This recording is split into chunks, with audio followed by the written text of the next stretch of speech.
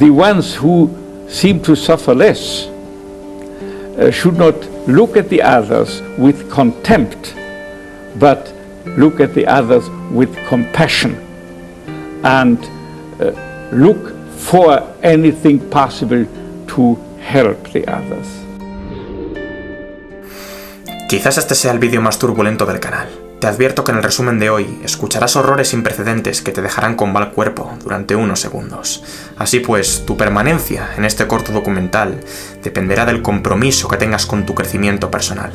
No todos están dispuestos a escuchar la verdad, pero serán quienes la escuchen los que entrarán en la senda del progreso incremental. El hombre en busca de sentido es un libro escrito por Viktor Frankl, un neurólogo y psiquiatra austriaco que sobrevivió al Holocausto. Originalmente, él quería publicar el libro desde el anonimato, impregnando únicamente su código de prisionero en la portada, puesto que no anticipaba demasiado éxito para el mismo. Se equivocaba. Su pensamiento e historia personal han vendido millones de copias por todo el mundo, siendo traducido a 24 idiomas. ¿Estás preparado para sumergirte de lleno en una de las fuentes de conocimiento más increíbles e inspiradoras que he traído hasta la fecha? ¡Vamos allá!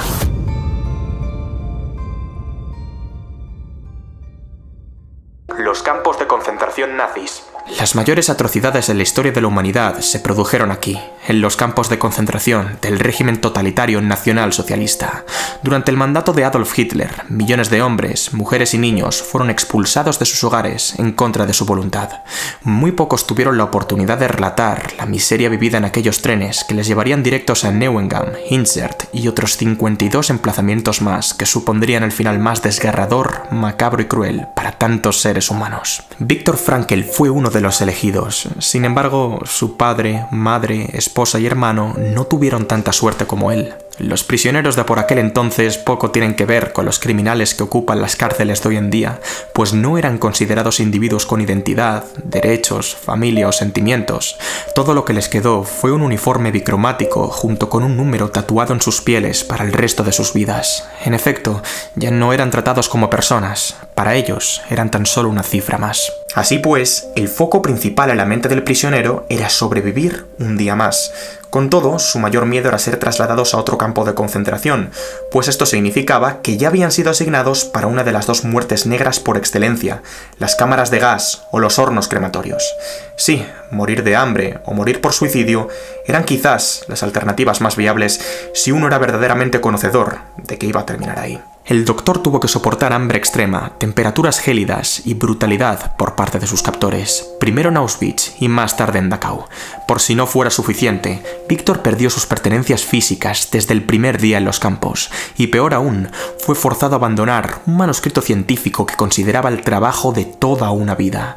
Tan solo era una persona normal, haciendo frente a circunstancias atroces. O quizás no. ¿Existía alguna posibilidad, por muy irrisoria que fuera, de salir de tal infierno? Evidentemente, la incertidumbre era máxima en aquellos momentos. Podían pasar meses, años e incluso décadas hasta que los aliados o la Unión Soviética penetraran Alemania y se diera la más mínima ocasión de ser liberado o escapar por cuenta propia. Y desde luego, ser reintegrado como miembro de la sociedad germana estaba muy lejos de ser un escenario plausible. En fin, ¿qué posibilidades había? Pero ¿cómo anticiparlas? Eso era misión imposible. Ante esta cuestión, él manifestó que preguntarse si existe probabilidad alguna de salir del campo de concentración no tiene sentido, puesto que dicho evento no depende de él.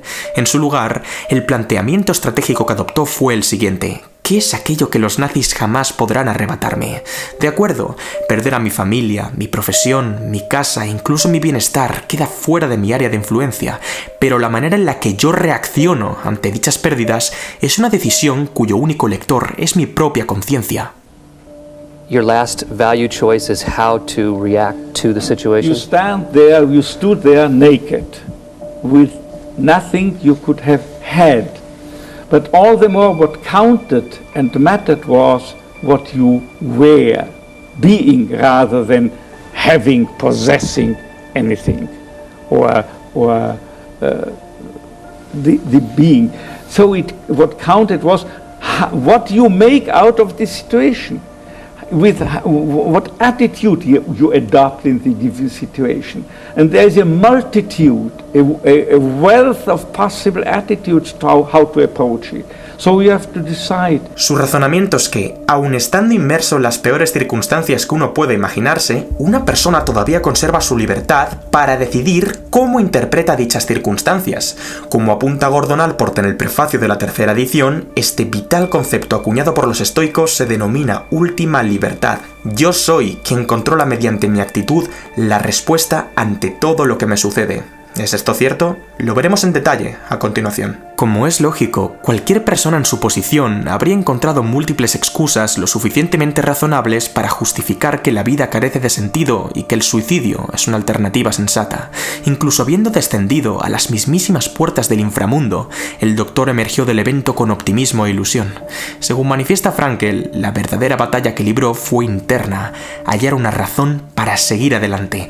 Una vez terminada la Segunda Guerra Mundial, el calvario del doctor llegó a su fin y su testimonio se expandió como la pólvora por el continente europeo. Una pequeña aclaración, no estoy defendiendo el concepto de última libertad. Es más, estoy de acuerdo con ella parcialmente, puesto que la neurociencia nos ha venido demostrando a lo largo de estos años que la actitud está muy influenciada por nuestra biología, entorno, aprendizajes y experiencias.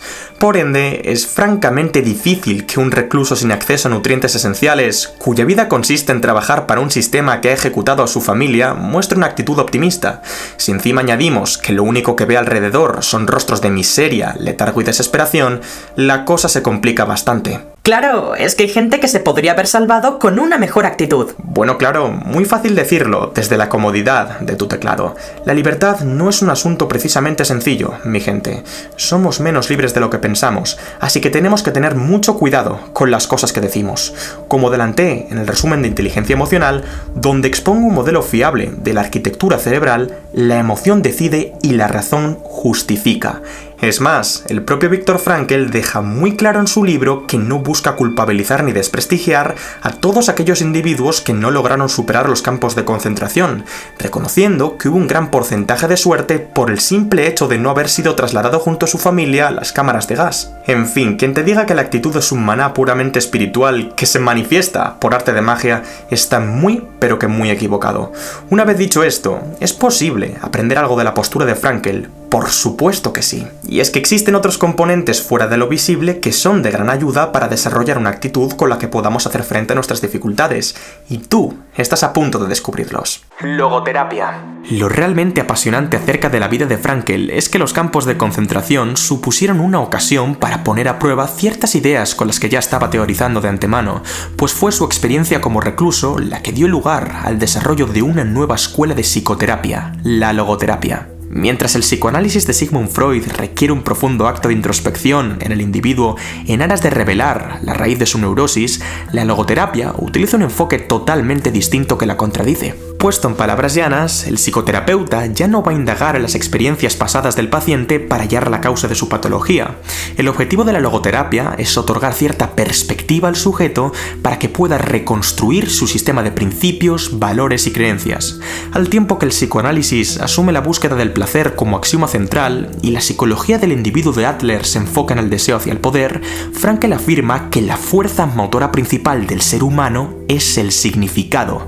En otras palabras, tener un propósito, una razón de vida, es lo que nos da fuerzas para continuar en ella. ¿Recordáis su planteamiento estratégico? Si bien no podemos elegir lo que nos sucede, queda bajo nuestro control atribuir un significado a aquello que nos sucede. La interpretación que le damos a eventos azarosos, el sentido mismo que emana de dentro a fuera, es muchas veces más determinante que el mero objeto de interpretación. Para los que hayáis visto el experimento del vídeo anterior, ¿qué papel jugaba en los adolescentes asumir que un suspenso es culpa suya en lugar de tirar balones fuera a los profesores? Este caso y muchos otros demuestran que, en ciertas ocasiones, adoptar un marco estrecho para reinterpretar la realidad puede resultar un planteamiento bastante funcional. Todo muy bonito, pero ¿qué tiene que decir la ciencia al respecto? La metodología logoterapéutica de Frankl se basa en tratar las enfermedades psiquiátricas tanto desde un abordaje netamente médico, por ejemplo, recetando un tratamiento hormonal a los pacientes con depresión, como filosófico, ya que la cuestión principal es dialogar con la persona y averiguar qué es lo que dota sentido a su vida. Dicha perspectiva se fundamenta en las filosofías fenomenológico-existenciales de Nietzsche, Kierkegaard, Sartre, etc. Reflexionar acerca del significado de nuestras vidas es un proceso un tanto incómodo, y es justamente por esa razón por lo que otorga una recompensa altísima que se traduce en un equilibrio psíquico y espiritual. Hay quienes prefieren evitar dicha molestia por buscar un propósito a corto plazo únicamente por evitar un mal trago, pero ya sabéis lo que pasa aquí. Las consecuencias de no atravesar por esta etapa de reflexión con nosotros mismos son mucho más severas y perniciosas que las de hacer el esfuerzo de encontrar un significado. Lack of initiative, lack of interest in the world, or initiative in changing something within the world for the better. This frustration is a proof of the existence of a will to meaning. Unless we were imbued by will to meaning, by the wish to find meaning and discover and fulfill meaning in life, we never would be able to experience an inner void. So this is in a way also something positive. Y no fue Viktor Frankl quien anticipó dicha conclusión. De hecho, él otorga cierto crédito a Nietzsche por su famosa frase: quien tenga un porqué podrá soportar casi cualquier cómo. Con mucha frecuencia asociamos la incomodidad a algo que ha de evitarse, como cuando nos ponemos una vacuna, hacemos un sprint o madrugamos, pero es totalmente necesaria para que nuestra conciencia no caiga en estado de entropía. Es de vital importancia que te pares a reflexionar el significado de tu existencia. Puede que sea aprender tanto como sea posible acerca de un área de conocimiento. Puede que sea ayudar a las personas a sobrellevar su día a día con optimismo e ilusión. Puede que sea aprovechar cada instante en este mundo tan caótico y desenfrenado. O simplemente ser un mejor padre, creyente, empleado o ciudadano. Tú decides. Quizás el punto débil de la logoterapia sea el hecho de desestimar las experiencias pasadas del paciente, y este es precisamente el factor que ha suscitado cierta controversia. Eso sí, muchas de sus técnicas, como la intención paradójica, la de reflexión, el autodistanciamiento, la modificación de actitudes o el diálogo socrático, son frecuentemente utilizadas a día de hoy en consulta, aunque no se aplican en conjunto, sino que se moldean a las necesidades de cada individuo. Podéis encontrar más información acerca de ellas en la descripción.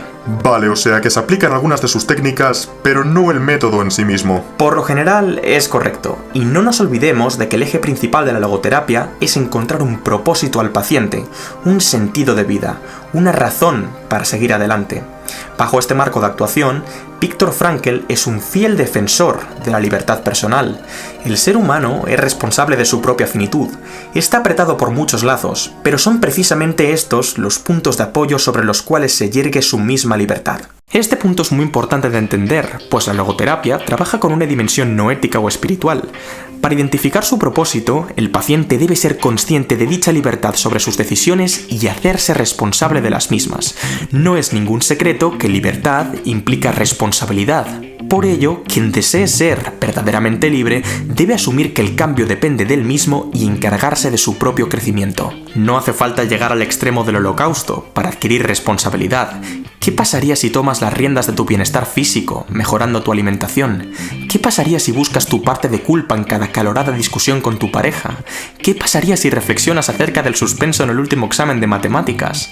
¿Qué pasaría si analizas qué podrías haber hecho para que tu negocio no quebrase? Como he aclarado antes, yo no soy particularmente devoto de que la libre voluntad tenga lugar por igual en todas las personas. Aún así, la creencia de que actuar para con nuestros deseos y aspiraciones depende de nosotros en última instancia, es decir, de que el proceso de tomar decisiones queda bajo nuestro control, es tremendamente adaptativa en términos evolutivos. No siempre, pero en bastantes ocasiones sí hay algo más, por muy oculto que pueda parecer, que podría haberse hecho para evitar una mala vivencia u obtener un mejor resultado. De todas formas, sería interesante que me dejarais vuestra opinión en los comentarios. De acuerdo, ya hemos definido un propósito sólido interiorizando la inherente condición de libertad del ser humano. Sea lo que le hayan quitado en su llegada al campo de concentración, hasta el último suspiro nadie le podrá arrebatar la libertad de enfrentarse de una u otra manera a su destino. Siempre hay una alternativa. Ahora bien, ¿cuál es el puente entre lo que uno es y lo que uno puede ser? Los valores. Y una vez dicho esto, ¿cómo podemos definir nuestros valores? Para el doctor existen 3 categorías principales. Los valores creativos son aquellos que tienen que ver con lo que uno hace, crea, diseña, produce o actúa. Por ejemplo, podrían ser la valentía, la paciencia, la constancia, la resiliencia, la disciplina, la innovación, la cooperación, la evolución o la atención. Los valores vivenciales son aquellos que tienen que ver con lo que uno experimenta, percibe o asimila con lo que el mundo le aporta. Por ejemplo, podrían ser la dignidad, el respeto, la tolerancia, la amistad, la honestidad, la justicia, la asertividad o la solidaridad. Y los valores actitudinales son aquellos que tienen que ver con la toma de posición ante condicionantes que no podemos cambiar. Cuando existen ciertas restricciones físicas, psíquicas o normativas que no nos permiten adoptar valores creativos o vivenciales, uno siempre tiene la libertad para realizar los valores actitudinales. Por ejemplo, podrían ser la aceptación, la gratitud, la adaptabilidad, la divinidad o la integridad. A pesar de todo lo expuesto, existe un tema bastante delicado que consta como el principal detrimento, el principal obstáculo que tienen las personas a la hora de establecer su propósito de vida. Quiero que pares el vídeo por unos instantes y pienses cuál es ese obstáculo. Ya, exacto, la muerte. Hace unas pocas semanas tuve mi primera guerra metafísica con este concepto tan desgarrador, hasta el punto en el que, a día de hoy, lo considero un tópico bastante desagradable. En su última entrevista, Viktor Frankl dedicó unas cuantas palabras a la muerte. Me gustaría que las escucharais atentamente. The ultimate, I would take it, attitudinal value challenge that we all share is how we're going to face death. How do you prepare people for that? How do you prepare yourself for that? I couldn't prepare anyone else unless I would have prepared myself. Because if you are a psychiatrist, your patients feel exactly whether or not you are really convinced of what you are teaching and telling them. Now, I'm convinced that in contrast to the usual aspect, albeit sound aspect to life, and more specifically to the past, to life's transitoriness, and this includes that each of us are approaching death. In contrast to that, I maintain that in the past nothing is lost, but right on the contrary, everything is stored forever. It is not annihilated by transitoriness, but on the contrary, it is becoming preserved forever. Something you have done can never be undone. Something you have experienced, something you have even experienced in a negative sense, going through suffering.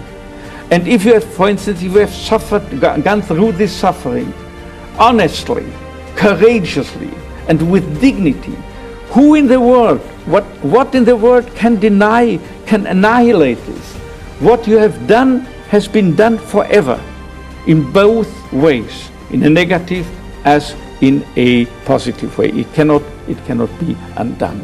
And the past is a storehouse of what you have done, what you have experienced, what you have gone through, and what you have done out of all the negative and tragic aspects as even encountered within your life. Independientemente de tu particular visión acerca de esta temática, es apasionante detenerse por un momento para apreciar la posibilidad de que todo lo que uno hace, piensa y siente se quede almacenado, tanto para bien como para mal, para la posteridad.